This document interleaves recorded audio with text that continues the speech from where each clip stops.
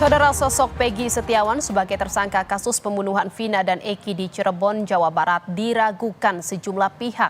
Beberapa saksi dalam kasus itu mengaku tak begitu mengenal dan tak melihat Peggy saat kejadian 8 tahun silam.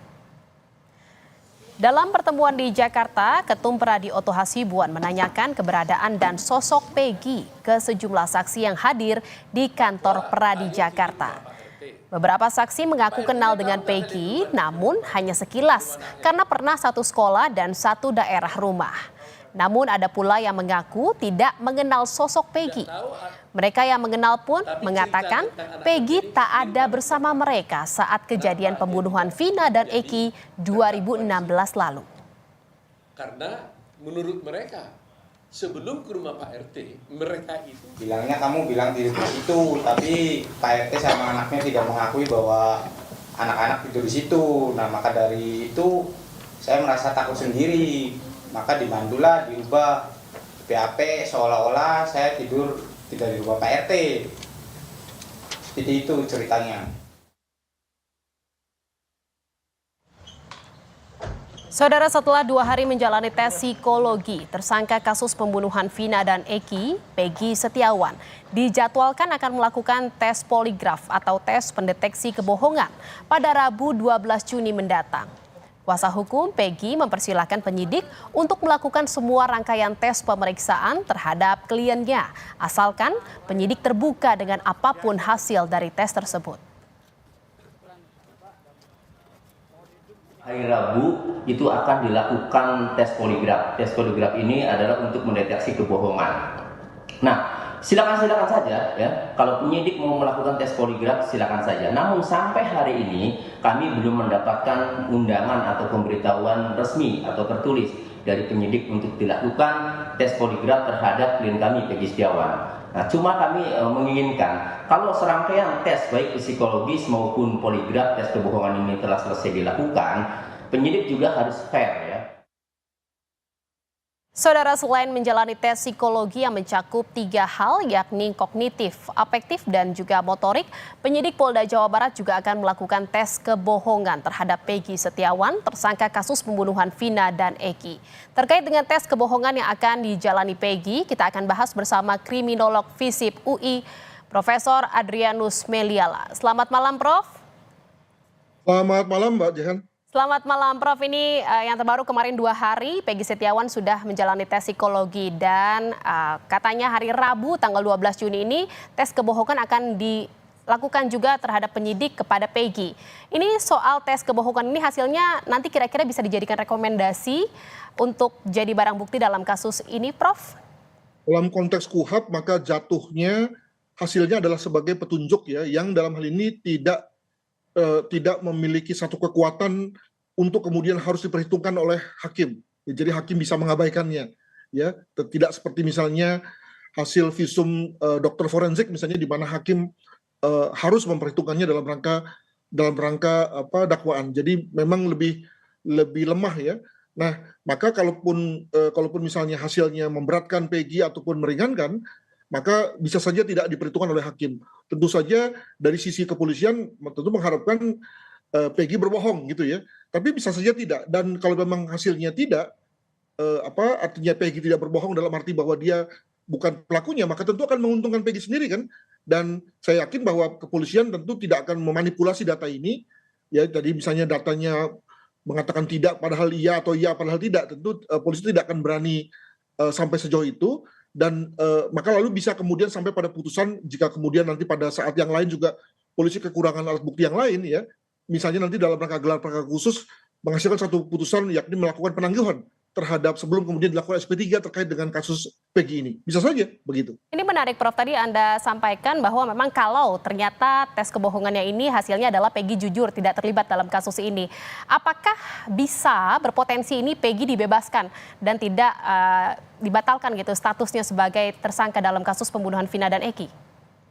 Tentu istilahnya bukan dibebaskan ya, tapi ditangguhkan dan kemudian lalu dilanjutkan dengan SP3. Tetapi tentu saja tidak, saya rasanya sih tidak karena soal tes kebohongan saja, tapi juga misalnya kalau terkait dengan hal yang dialami oleh Peggy kemarin yakni asesmen psikologi ya, Maka kalau misalnya tidak ada indikasi-indikasi bahwa Peggy itu memiliki misalnya sebagai contoh pribadi yang meledak-ledak, berkecenderungan temperamental, demikian juga sadis, demikian juga bohong dan seterusnya, dengan kata lain segala hal yang baik ada padanya misalnya, ditambah lagi dengan tidak adanya fakta-fakta keras seperti misalnya DNA, sidik jari atau CCTV, ditambah lagi dengan banyaknya kesaksian yang meringankan yang bersangkutan yang dalam hal ini kelihatannya juga sudah diambil oleh kepolisian, maka tentu overall ya semua itu lalu menjadikan polisi yakin bahwa ini perlu ada semacam arah baru dalam rangka penyidikan, maka khusus pada konteks Peggy ini kemudian ditangguhkan dan kemudian di SP3.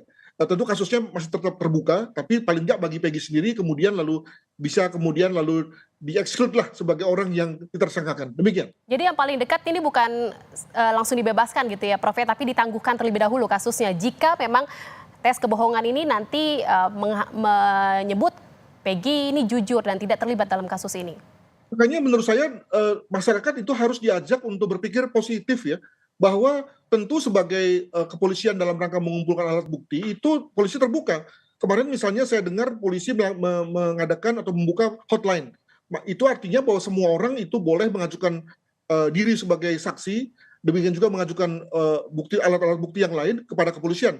Tentu polisi berada pada posisi menampung baik itu yang meringankan maupun memberatkan, untuk kemudian nanti pada saatnya diadakan gelar perkara khusus, semua alat bukti yang meringankan itu baik itu berupa kesaksian dari saksi, pelaku, demikian juga dari ahli sendiri misalnya, demikian juga tadi berbagai bukti petunjuk seperti hasil dari tes kebohongan ya, itu kemudian digabung, dikompulir dan diambil satu kesimpulan. Nah, dan saya yakin bahwa polisi akan fair ya. Kenapa fair? Karena kalau misalnya polisi hanya melihat pada yang berat-berat saja gitu ya, tentu akan ditolak oleh jaksa. Demikian juga tentu akan ditolak oleh pengadilan. Maka daripada kemudian berat di pengadilan, maka lebih bagus misalnya polisi akan menangguhkan saja begitu. Jadi menurut saya disitulah lalu kemudian ajangnya. Nggak usah kita kemudian mendengar misalnya ada saksi yang ngomong di luar sana gitu ya, mengenai bahwa saya melihat ini, tidak melihat itu. Selalu harus bawa ke proses peradilan. Jadi nggak ada guna bagi yang bersangkutan Artinya ngomong. Prof, artinya tes kebohongan ini efektif ya Prof ya dalam pengungkapan kasus ini? Tidak begitu, tapi paling nggak itu adalah proses yang benar harusnya dijalani oleh semua orang yang ditersangkakan oleh kepolisian. Di mana kemudian kepolisian dalam rangka mengumpulkan alat bukti itu merasa perlu untuk melakukan tes kebohongan, maka lakukan. Demikian juga pihak-pihak lain yang merasa punya bukti datang ke polisi dan minta Apa diperiksa. sebenarnya Prof yang membuat ini tes kebohongan ini perlu dilakukan dalam suatu perkara atau penanganan kasus? Karena kan kita lihat juga kemarin Peggy 2 hari gitu ya menjalankan tes psikologi dilanjutkan dengan tes kebohongan ini sebenarnya apa saja sih poin-poinnya kenapa harus akhirnya dijalankan lagi tes kebohongan, terus kemarin juga ada tes psikologi terhadap Peggy? Saya kira lebih kepada melengkapi ya, setelah polisi punya berbagai alat bukti yang lain ya. Kenapa demikian? Karena sebetulnya sebaiknya memang tes kebohongan tidak dijadikan sebagai metode andalan, mengingat ada hal-hal kontroversial yang terkait dengan metode ini ya. Metode ini misalnya ambigu dari sisi penggunaan, ambigu dari sisi interpretasi atas hasil ya, sehingga lalu kemudian bisa menimbulkan debat. Sebagai contoh misalnya bagi orang-orang dengan badan gemuk, dengan badan kurus yang kemudian lalu punya irama jantung, irama darah, ya, tekanan darah yang berbeda, maka tentu akan berpotensi menimbulkan hasil yang berbeda. Demikian juga orang yang terlatih dan tidak terlatih, orang yang sedang misalnya minum obat atau yang susah tidur pada malam harinya, tentu lalu kemudian menampilkan performa denyut jantung, tekanan darah yang berbeda. Nah itu kemudian lalu semua bisa kemudian diinterpretasikan secara salah, alhasil kemudian orang yang tidak melakukan, kemudian lalu disimpulkan sebagai melakukan dan sebaliknya. Jadi harus hati-hati. Nah untuk itu maka tadi apa kata penasihat hukum saya kira bagus tuh. Dari sejak awal penasihat hukum dilibatkan dalam rangka memahami hasilnya. Karena penasihat hukum Prof, suaranya tidak terdengar, mungkin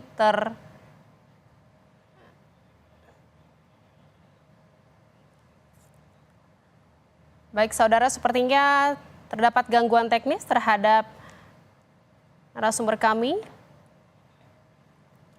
yaitu kriminolog FISIP UI, Profesor Adrianus Meliala. Kami masih kembali mencoba untuk menghubungi Prof. Adrianus. Namun nampaknya sepertinya terjadi gangguan signal terhadap kriminolog FISIP UI, Adrianus Meliala. Dan kita akan coba untuk hubungi kembali Baik, dan saudara, Kompas Malam masih akan kembali seusai jeda dengan informasi